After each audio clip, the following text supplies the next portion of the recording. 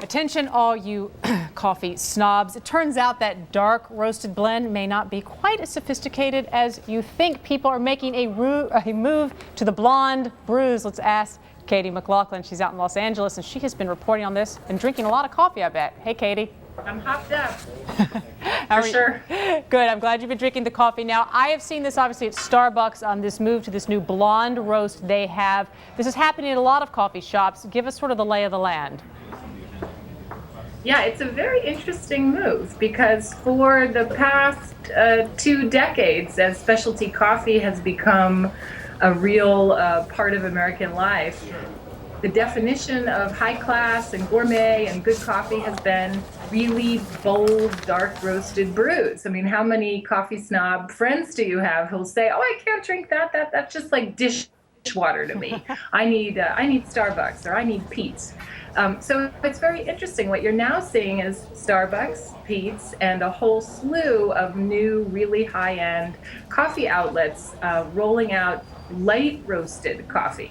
Really the exact opposite. This is coffee that doesn't have that really deep, dark, bold taste. It doesn't have what critics would call that earned taste. Right.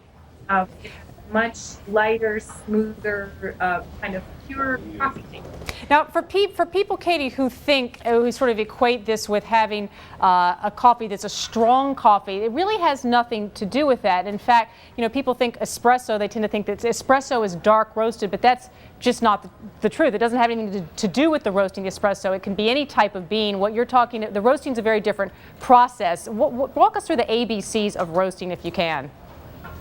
Okay, well, roasting, right, you're absolutely right. These are 2 separate paradigms. Strong coffee involves a lot of coffee per cups of water in the brew. So you could make light roasted or dark roasted coffee strong, but just by using more coffee. Roasting is about taking the raw material, which is the raw coffee bean, and basically cooking it, basically putting it in to a roaster, which is a heat source. And the roasting level has to do, it's a kind of a complex craft, but it has to do with keeping it in there longer and having it in there at a higher temperature. That will make the dark roast. And many experts saying it tastes just as good, just as strong when you have these sort of light roasted coffees. Very quickly, how are sales so far on these blonde roasts? Well, both Starbucks and Pete's, who are really measuring this, because this is a big shift for them, they are very pleased. Starbucks had done consumer research and found that 40% or over 40% of American consumers actually prefer a light roast. I was so interested to hear that because I myself must be one of them. I've always found Starbucks coffee to be too strong, too bold, too kind of burnt tasting. And when I tried the blonde roast, I thought, oh yeah, this is the kind of coffee that I like. So what they're doing is hoping that they're going to bring in new customers who have avoided them before and also convert some of their latte buyers. People go in there and buy a cappuccino or a macchiato or something, turn them into people who buy the beans to roast at home. So these products are very new. They don't quite have a read on how it's doing, but that is the hope.